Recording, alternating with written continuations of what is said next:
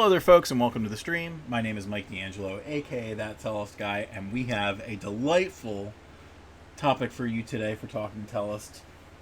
It's the lost episode re-recorded. It's been more than 20 weeks since we first recorded our April's Fool's Heroes episode, and we are back to try this again. Rihanna has assured me that the audio is on. So I double checked. So we should be in good shape today. We are going to be talking about the heroes from my most recent book. Is April's Fool's the most recent book? No, I guess Quantum Quest is. Quantum Quest is the most recent book. I mean, very, very top of mind still. The most recent one I read, so that's good. It's a good one. But it's a very good book. Yep. So we're going to be talking about the heroes. This is supposed to be like a hero set similar to the 9, heroes video that we talked about. So you can see we have 6 heroes to talk about who are on here right now, plus a few bonus ones that we threw together that we were missing from the original episode. We recorded that without audio, so that's fun. That was a whoopsie. That's good. And is the empty video still on YouTube? Yes, it's on there, but I'll probably take that off at some point. I also discovered while I was going through all this, by the way, that we had another video that never went up. We had the Adelatha Traveler's Guide that we never put up. It was never part of any episode. That should go up there. That'll go up. So this will actually be running on a week delay now, okay. Which will be good because then that means that when we inevitably do miss one of our episodes, we'll have something to fall back on. Oh, we will for sure at the end of this month. Yeah. Or the start of next month. Well, start of next month, we've got the Renaissance Fair that we're vending at, and Monday is one of the days we're doing, so we're going to get home way too tired to talk about things. Unless we want to do a live one there or something like that. We could spend the whole time going, just an hour and a half of We'll spare the details, but we just did a convention. We're very tired, very sore. Too old for this. Too old to do a one-day convention, just 2 people, but anyway, moving on. So we are going to talk about our heroes today. We've got the April's Fools, which is like our answer to the Suicide Squad, the Thunderbolts, that kind of stuff. They are the D-list superheroes in the Tellest universe because none of them really know how to use their powers or anything like that. So right, and they're a ragtag team of adventurers who all have like a little bit of I'd say a level of insecurity regarding their powers in the grand scheme of things. For sure. They learn to harness that power. No, there's only through 2 the people. Power of friendship. And found family. Yeah. There's only 2 people three of them have a good sense of like who they are, what they can do, and everything like that. But the other 3, maybe not so much. So we're gonna start probably chronologically as far as like the age goes first. I think that's kind of the way that we ended up going last time, just by happenstance. But we're going to start with the person who we thought up first, who he had his own short stories and everything like that. So we are going to be looking at Bixby Aladocious. Bixby Aladocious is an April Fool's character that we came up with maybe like 3 years into like after the new timeline was created. Could be. Like we had Mageborn, and then we had like maybe 2 or 3 years, and then we had the April Fool's story. And the whole idea was we came up with a character who had a funny name that we could do a supercalifragilistic Bixby Aladocious. And that's what you have here. You have a guy who basically inherited powers from the magical beings who kind of first came to Tellest. So he has a peculiar ability. Would you like to tell everybody what that peculiar ability is? He can die a lot. So hence why we've repurposed the meme of the Guess I'll Die guy, because that is 100% what Bixby does, to the point where it's so popular that we've just got it on speed dial. So we've got, anytime you do something embarrassing, guess I'll unalive myself. But for him, there's no consequence. It's sort of a like a Kenny from South Park situation.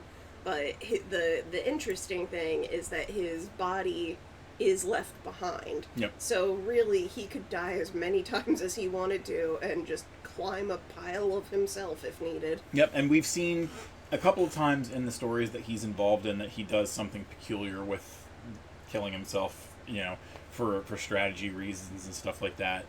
Sometimes he does it just for the experience. Just to see how to die If in you- a certain way. If you can do it, have it done. You know, like there's tons of people who I'm sure if they could would want to experience various ways of doing that kind of stuff for science. For science. uh, Maybe. if you live to be however old Bixby is, and we don't know definitively how old he is, but he's quite old.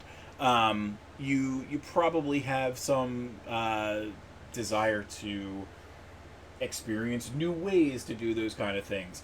I've heard that drowning is a euphoric way to go. Well, with him too, he can also be like a risk taker on a different level because he can, let's see if shark attack is a thing that kills him quick or not. I mean, he can definitively decide which way is better to go: shark attack or electricity. It's true. So yeah, we have a few instances with Bixby throughout our stories, but he kind of is the wild card in this group. He is not the leader, so to speak. That is the gentleman who we'll speak about next. But he's definitely in a lot of ways kind of like the heart of the team as well, because he's got the magical talents that you can kind of pass on to your younger members. Right. In the April's Fools. And I as hear you it squeaking downstairs. Yeah. Don't you Well, be that barking, was- Maisie. No, I think that was Zelda trying to get downstairs. No, that could be. Poor baby. You can see him dancing with his own corpse here. I think part of the fun of his character is like he can create a diversion by like, help me, I'm dying. Oh, yeah. Literally die, and then sneak into the building while everyone else is distracted. Yep. It's very fun. Can you hear that out in the world, people?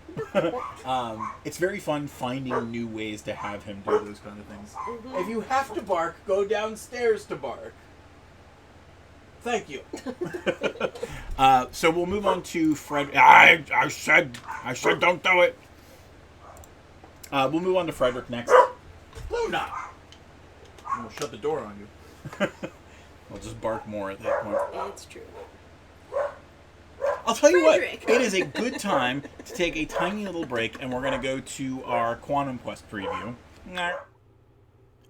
Now that our Twitch channel has reached affiliate status, we can start to do some really cool things. One of them is inviting you to play our tabletop dungeon diving game, Quantum Quest. Using our channel points, called Quest Coins, you can queue up for one of our forthcoming Tabletop Thursday games. In addition, as we amass more followers, we'll continue to add new ways for you to use your Quest Coins. Join us and see if you can escape the living dungeon. Have no fear. So we are back. We are looking at Frederick D. April, the titular hero who puts together the group. So of all the people in the group, Frederick is the only one without magical abilities. Everybody else has the strain, so they're able to use bits of magical talent and stuff like that. And we'll talk about them a little bit more. But he's a warrior. He's a warrior. He's a leader. He's trained troops. So he a genuinely noble character, I would say. Yep. And his driving force is that he's been separated from his wife, who I can't remember if she's also just talented or if she's got some other ability. She had an ability. I think she had an ability.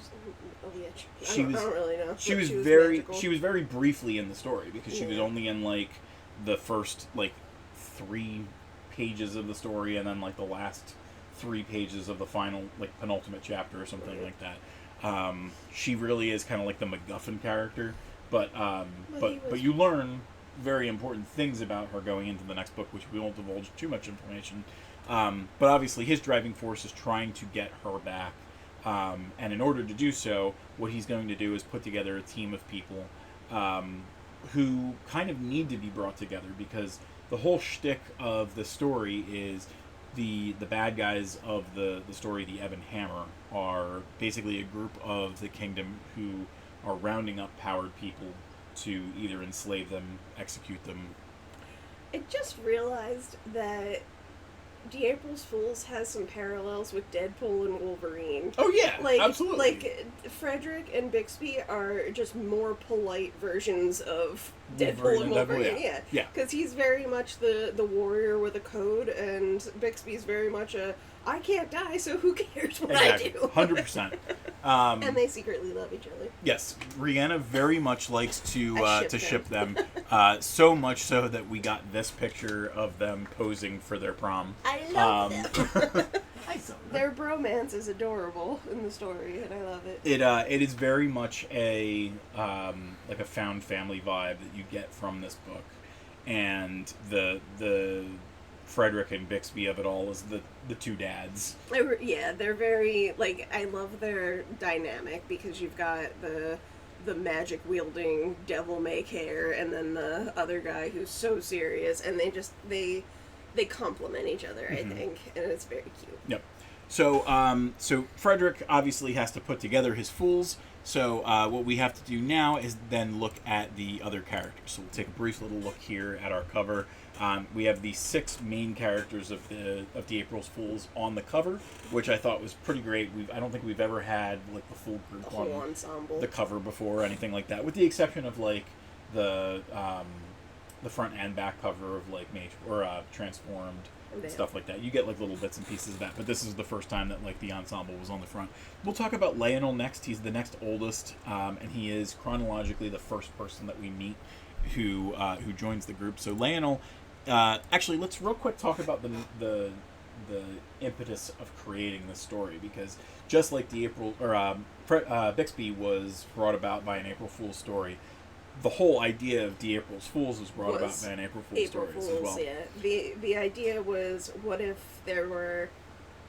I mean, Tellest has a lot of powerful people. What if their powers were crap? Yeah, Like, it was just it's D-list terrible. heroes. Right. So when we were originally coming up with the idea for things, we came up with names like Quicksand, The Ointment. She could heal Bubbles, slightly. and I can't remember what Mariah's name was. It was like Sparkler Spitfire or something. yeah, something like that. But Quicksand is Lionel, so let's take a look at Quicksand here. The whole shtick for him early on is he can manipulate Earth, but only where he stands. And early on, it's not to his benefit. He gets stuck. Yeah, he gets stuck. He buries himself. Like he does not make life any easier for anybody. And it takes a teachers like Frederick and Bixby. Bixby obviously has the magical component, but Frederick has the discipline. the discipline. Bixby does not have the discipline. Not at all. So they both teach components of things, and throughout the course of the story, Lionel is learning more about his powers. He's learning to be brave and confident, and he's getting leadership abilities and qualities as well. He was a very fun character to introduce early on, and it was just interesting, kind of using him as the character to introduce us to other places, because it's almost like you shift from one person to another to get that quality of where they came from. Right. There's not like a full flashback at all in any of these characters, but I think as far as like the exposition that they give, nothing felt like too heavy-handed or anything. Not at all. It was a very like smooth narrative. You got like enough pieces of them for like the general backstory, and then throughout the story you got more like pieces of their personality. Yep. So next, the person that they met next was Maria.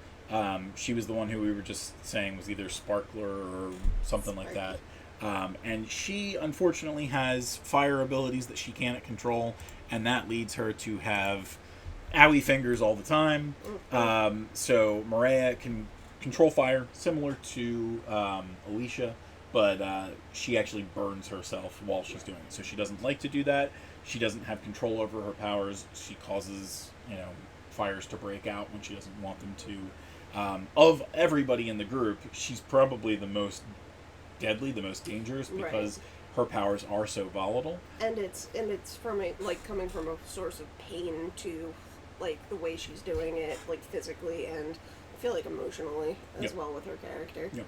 Now, one thing that is true of nearly all of the characters is, for the most part, they're alone in this story. Frederick is separated from his wife. Bixby is so peculiar that, like... His wife, Bixby. His wife, Bixby. Bixby is so peculiar that he doesn't have anybody at this point, but we'll talk a little bit more about that in a bit. Lionel, his family is all dead.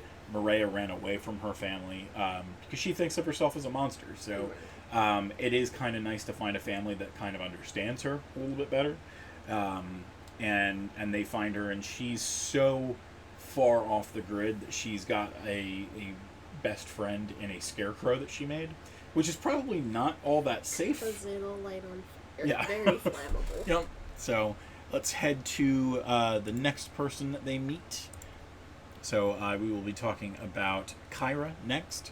Kyra is an interesting character in that she was the first time that we saw a child of a hybrid gnome elf relationship. So the strain in the Tellest universe is peculiar in that, like, it affects different people, different races in different ways. And in a situation where a gnome and an elf will have a child, it's basically an aberration of sorts. So all the elves in the Tellest universe, they have a shared magical Clan gift. power. Yeah. So, like, we have Vanathrin and Naralindra, who are Whisperwind elves. They can travel to anywhere that they've been in the world twice per day. We've got Faradorn, whose clan could harness lights, like natural sources of light, and use them as projectiles. Just strange things like that. Icarus had the ethereal wings that he could summon to his back and things like that. Kyra's mother, who, let me see if I can really quick bring up the name, Very, she was able to, her clan was able to summon, you checking to make sure that the audio is still working? We don't want to do that again. Her clan has the ability to manipulate water, similar to, like, Avatar: The Last Airbender's waterbenders. But you'll notice in this picture that she has bubbles instead, and that's because the gnomish side of her kind of warped her abilities so that she can only summon bubbles. Her name in the April Fool's joke was Bubbles. Of all of the characters, she's the one that has the most control over her abilities. She doesn't have any self-confidence problems. Right. Well, she's the exception to the rule for sure, because, like, it's Bubbles. Yeah. Like, how are you going to be miserable when your power is Bubbles?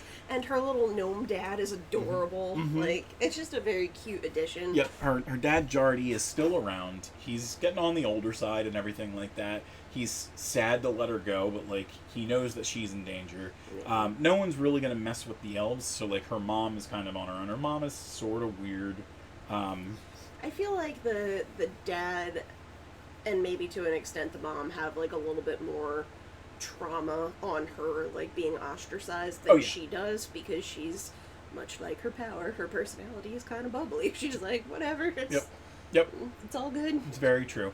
So right up there with Lionel, she already has kind of like leadership abilities. She this picture doesn't really do a great job of showing it, but she's rather on the short side because of her gnomish. Yeah, she's a tiny lady, and it's very funny that she's got the leadership skills that Lionel was, like, trying to aspire to. And right off the bat, so, like, that, I think Rhianna and I had talked about it in the second book. That's probably going to be a big piece, is, like, who is going to be the leader of this group. Right. And, like, those two kind of have to duke it out to figure out what makes the most sense. I vote for Bubbles. Bubbles! Alright, and then we have the final member of our group. For whatever reason, this one looks the weirdest on the cover.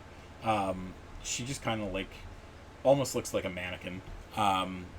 But this is Nellie. This is the Ointment. The Ointment. The Ointment. So she is actually in a relationship with Maria. She is probably the only one who does not have a quote-unquote combat ability. She's got a passive power, but it's an extremely, like, valuable power, because she can take away pain. Yep. Which is, like, for Maria, a huge deal, because her pain is, like, such a it's intrinsically linked to her powers. So all of a sudden, you're turning a pea shooter into a machine gun. Right. And but like, so her value is like, I mean, a rich person might want to steal her for Yeah. like, like I'm unstoppable in battle if I can't feel anything, or anyone with a chronic illness is gonna. Yep. So so right now, early on in the storyline and everything like that, it's a by touch manipulation of her abilities. But that's not to say that she can't be trained to improve that talent, much like everybody else in the group. Everybody is right now D-list. So, what does book 2 and book 3 look like? Can she evoke her powers from further away? Can she touch and then let you feel that way for an hour, hours Can afterwards? she transfer pain? Because that would be interesting. Yep. So there's a lot to say for what Nellie can do and what she can be. But she definitely is the kind of the black sheep of the group because everybody else has combat. She is going to eventually want to train to fight because she doesn't want to be the weakest person in the group and not be able to contribute. But I also think Maria does a good job of making her feel valued throughout the entire book. Like she's Oh, yeah. very with her help, those two together are very powerful. But yeah, her on her own, she doesn't do too much. No, just a cute little group of people there. So we are going to real quick look one more time at the front cover. At the time, we didn't have any of those other character art pieces up or anything like that. So it was good that we got to look into that. But I came with even more preparation today. We have a full cover to look at as well, and we've got. It does. It's us. Not really. It just happened to be that way. It looks like us in our youth. Yep. So in the book, we also have two other characters who kind of help the story move along close to the end of the book. And it's Calum, who's a hunter, and Delaney, who is the person who he is trying to court. It's someone who he really cares about. She ends up getting kidnapped at the end of the book. And he is kind of the driving force to try and get the April's Fools to go and do this great train robbery kind of thing. And Rihanna and I do these what if sessions all the time to try and expand the universe and things like that. And we will bring that into this world for you guys a little bit. And when I say this world, I mean Talking Tellest. We'll try and do a talking or a what if. A live session. Live session, yeah, on Talking Tellest. So that ought to be fun. And we would like for any viewers to chime in while we're doing it, and you can what if along with us. There we go. So Delaney, we know what her power is, but it's never really described, I don't think, in this book. You and I know what it is, and we'll spoil it a little bit here, but she has the ability to kind of prophesize the future by touch, which is why she's also got the gloves and everything like that, because she can see the fates basically of people. I love the idea of her touching this guy, Bixby. Just death after death after death after death. What does that do to her? I didn't think about that. That's amazing. Yep. It'll be a good time. Good time to be had by all. And I could 100% have Bixby be like, "You want to break your brain?" Oh yeah, Bixby is very aware of what and who he is. He is often considered the mad wizard in this story. That is how he is introduced. It is a good time. But yeah, I think that's kind of the nature of what we're doing at this point in the Tellest universe when we've got such a huge ensemble. Yes, this book has a huge ensemble on its own, but the grand tapestry of all of the stories interwoven, is huge. And the fun thing is, what we're seeing here in The April's Fools is years behind us.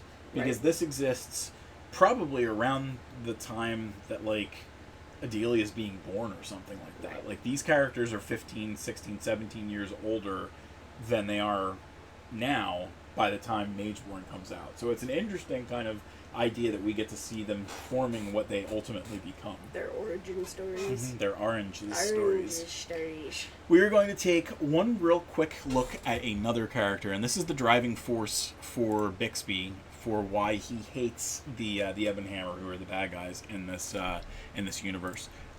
We've had this picture for a while. This is Devlin, who is Bixby's previous apprentice, I said, "You're full screen, sir." So Devlin is, for one reason or another, taken away from Bixby. He mentions him in passing. We originally didn't have these two characters connected. Devlin was just a character that we met in a short story, but it just fit so well with the way that things worked that we could have Devlin portray a character in a different way and in a different sense. So you don't see it too much, but Devlin is very much a driving force for Bixby in this story. Nice helmet. Nice helmet. I don't have any contribution. He is very much like a Luca. You know, he's got lots of treasures that have like special abilities and stuff. So you can see like the little frisbee that has like the rocks hanging from it. Like, he can throw that discus and it like ends up causing like almost like a bola, not Ebola. Ebola. I think he has a shield that expands, and the helmet is X-ray, so he can see through the shield after it expands. Knows where his opponents are. Very cool. Very cool stuff. We're gonna look at one more thing. So Rhiannon and I were talking about redoing this, and then like over the past few minutes prior to this episode starting, this is a little base of operations for the April Fools that they have in the middle of the book.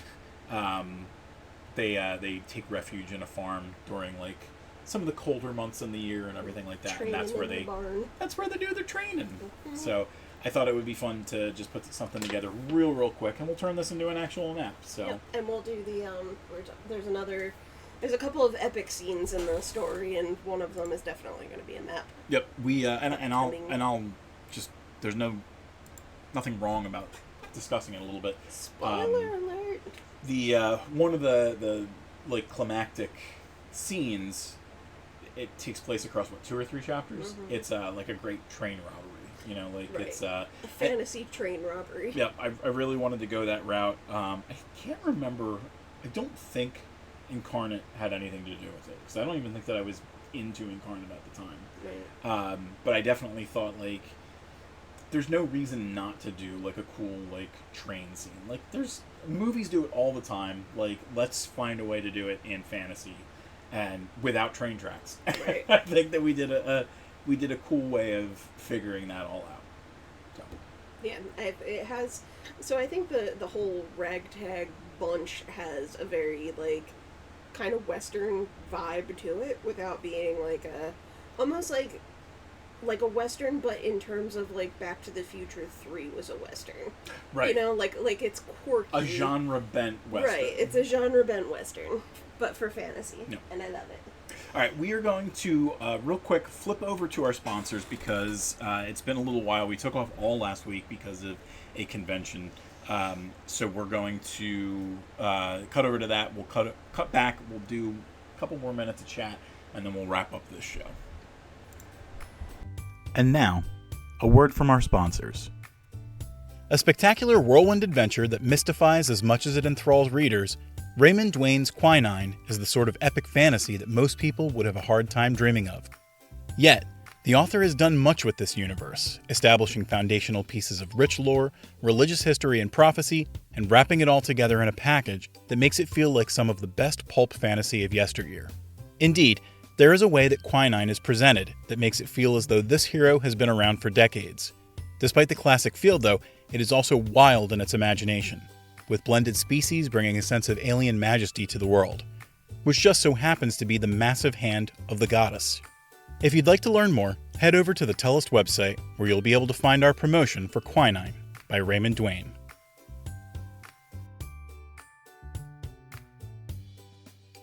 Author Kane Soki delivers a stunning and swift dark fantasy with his debut, Gore. The titular hero is, at once, in a world that is overwhelmed by evil, but also the only one who could possibly stand against the demonic onslaught. Soki isn't afraid to really throw everything he's got at his hero, and the book has more than enough blood and grit to show for it. But there's a method to the author's madness. Dark and dreary as they may be, the scenes are written beautifully. As rough as the world is, the dialogue is chosen with care and delivered as witty and fun repartee. It's a quick read, perfect for unwinding over the weekend. If you've been looking for a dark fantasy with tons of spectacle that feels like a fun treat, Don't wait. Check out our promo for Gore by Kane Soki on the Tellest website.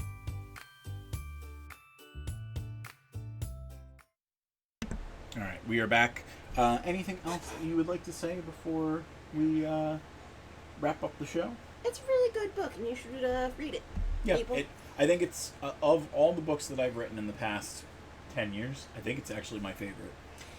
It's the most, like, so I'm a big fan, like, I love a series, like, you always love a series, but I really also love, like, just good books, like a self-contained good book. And there's a lot of potential for, like, additional stories within this world, but, like, start to finish, it's just a very good It wraps story. up nicely. And you and I have very much become drawn to the found family, like, archetype of novel. Well, not novel, but story. Right. Like, we loved Guardians. We loved the Dungeons and Dragons. I think it's a product of the times, because families are smaller now than they've ever been, really. Like, the family unit is so small. Back in the day, you had, like, 5 to 10 siblings that all had children, their children's children, and your parents had, like, 5 siblings. And now, like, the world is smaller, it's more expensive, you only have, like, 1 or 2 siblings on average. It's easier to move away. Yeah, it's easier to move away. Like, people are more disconnected, so I think that the idea of being able to find your people and have them be your family is majorly important. And especially, like, I like the parallel of magic is often used in fantasy as, like, an illustration of otherness, like people who are ostracized in different ways. And I love that, like, this is a story where people with different types of powers can all come together, support each other, help each other, because it's the values that are holding them together, not who they are or where they come from. No. You kind of get into, like, another thing, like, the Tellest universe is very much skewed to be the X-Men, essentially. You know, it's medieval superheroes. So in a way, yes, they are Deadpool and Wolverine, but in another way, they're a lot of Xavier and Magneto, and those are their pupils. Which is funny, because I always thought, like, Frederick and Bixby were kind of the James McAvoy and Michael Fassbender of the series. Yep. So it is nice to get all of those kind of things, and I don't think that it was, hey, I'm going to rib off of any of this stuff. Like, if anything, it was meant to be like a jab at, like, Suicide Squad. You know, like, here's our goofy D-list heroes but like most of our April Fool's things, it turned into like something more and something more solid. Now we have to do the werebears. Yeah, the Beware Bears. The Beware Bears. We did like a anthropomorph bear, like, creature thing, but with, like, the little, like, rainbows and butterflies that the Care Bears had. Yep. The art was amazing, and we need to do a full story. Yes, we certainly do. All right, let's we'll wrap this up, because we usually only go like 30 minutes for something like this, but Do the man want his chalky milk? the man would love a chalky milk. The man will have a chalky milk. Woohoo! All right, let's close the show. We've got some new stuff on the screen. So, folks, on the screen right now, you should see all the places that you can find Tellest out there on the internet. Tellest.com is a great first way to go, because that'll bring you to all of our other projects. You'll also see a lot of other people's works, because we promote other people's stories. Once you're done with that, though, you can go to a couple of our premium sites. On Mondays, Wednesdays, and Fridays on patreon.com/Tellest, we have our battle maps that we put up, or anything battle map adjacent, so points of interest, bonus scenes, things like that. Tellest.etsy.com is where you could go if you want to find physical versions of our battle maps. We've got some very cool stuff up there. 63 maps now. We sold a couple of those maps in person at the convention that we were just at this past weekend. There's a couple of other places that you can find. Oh, you know what? Let's talk about some of the other stuff. I'm just talking battle maps because this channel is so battle map heavy. But on Etsy, we also have stickers, bookmarks. You can get some of the books there. You can get our tabletop game, our art book, and you can also get Rihanna's one-of-a-kind handcrafted magic wands. You can see more of those wands on TikTok.com/@WeirdWitchWands. The most popular member of our family is neither Rihanna nor I. It is our dog Luna. She and her sisters are running the internet on TikTok.com/@TalesOfTellest.